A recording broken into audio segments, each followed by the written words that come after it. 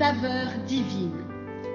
Cette bonne nouvelle du royaume sera prêchée dans le monde entier pour servir de témoignage à toutes les nations. Alors viendra la fin. Ce pain céleste vous est présenté par Immaculée Niraneza.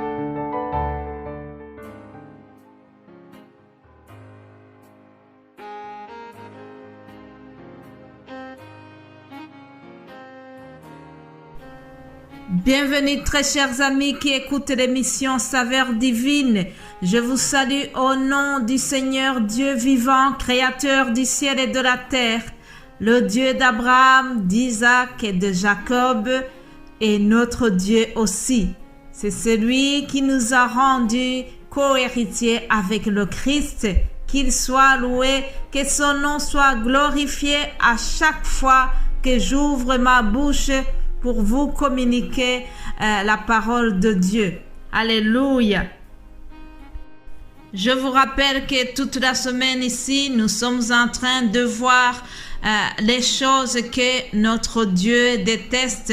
Il y a des choses que le Seigneur a horreur. Nous trouvons cela dans le livre des Proverbes au chapitre 6, verset 16. Je ne vais pas les énumérer, vous les connaissez déjà. Mais je continue. Hier, nous avons parlé de l'orgueil. Nous avons vu que Dieu déteste des yeux hautains. J'ai fait ce titre lundi et mardi. Et aujourd'hui, je continue en vous disant que Dieu déteste le mensonge.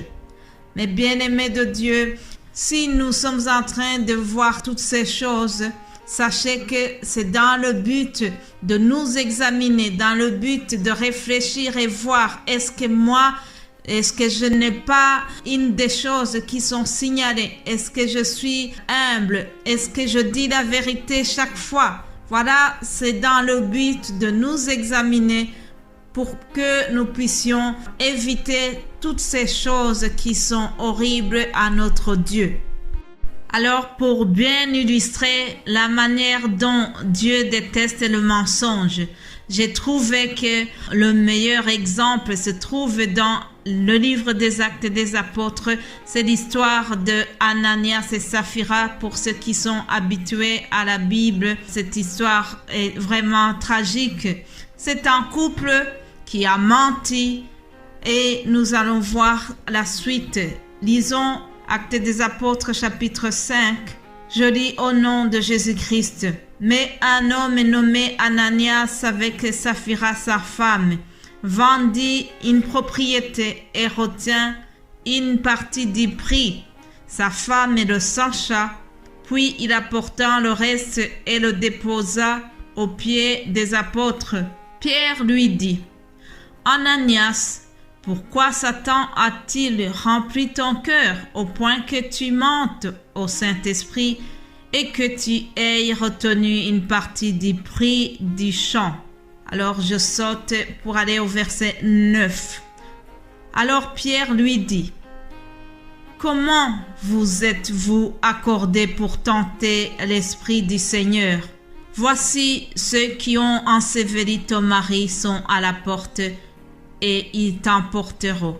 Au même instant, elle tomba aux pieds de l'apôtre et expira. Que Dieu nous préserve, chers amis. C'est une histoire tragique. Mais bien-aimés de Dieu, je ne suis pas là pour vous faire peur. Je viens de lire la parole de Dieu. Elle est là comme une arme à double tranchant. Elle est là pour nous faire réfléchir. Vous savez, chacune des histoires survenues au sein de l'Église primitive nous enseigne encore aujourd'hui. Quelle que soit l'histoire, qu'elle soit tragique ou heureuse, elle nous permet de tirer des leçons spirituelles qui nous préparent au retour du Seigneur. Alors, parmi ces histoires, nous retrouvons celle que je viens de vous lire, Acte 5. Je vous conseille de lire l'histoire en entier parce que j'ai lu en vitesse pour gagner du temps. Ananias et Saphira, ce couple est mort non de la vieillesse ou de la maladie, mais ils sont morts parce qu'ils avaient menti. Pour comprendre un peu le contexte, je vous lis Actes 4, 32. Il est écrit que les croyants au Seigneur Jésus avaient un seul cœur et une seule âme. Nul ne disait que ses biens lui appartenaient en propre, mais tout était commun entre eux.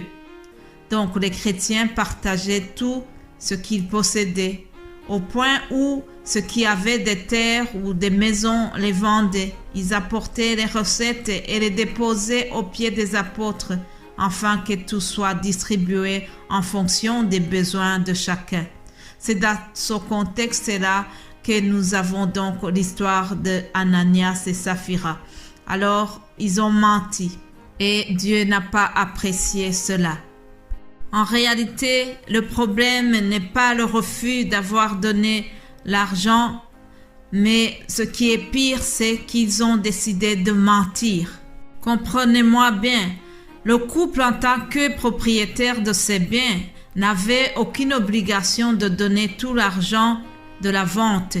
Ils auraient très bien pu donner une partie de leurs bénéfices plutôt que de mentir pour se donner une bonne image. Leur avidité et leur avarice leur ont coûté la mort. Alors, voici quelques leçons que nous pouvons tirer de cette histoire. La première leçon est celle-ci. Dieu voit tout. Dieu connaît tout. Dieu voit tout, y compris ce que nous cachons au fond de notre cœur. Ananias et Saphira ont essayé de mentir à Pierre et aux apôtres, mais ils ne pouvaient pas mentir à Dieu.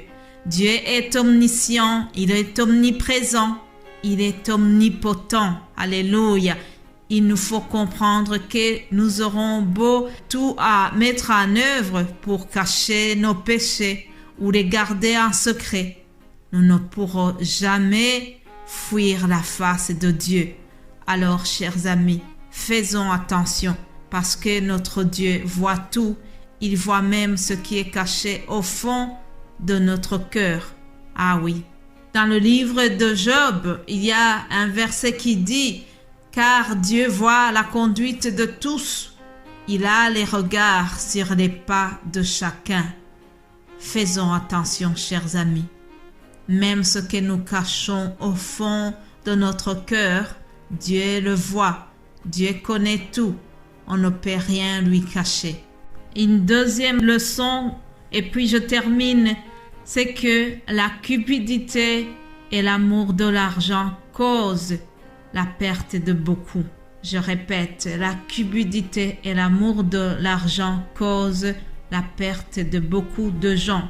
Mais bien-aimés de Dieu, la Bible nous enseigne que l'amour de l'argent est la racine de tous les maux. Alors, évitons d'avoir un amour excessif pour l'argent.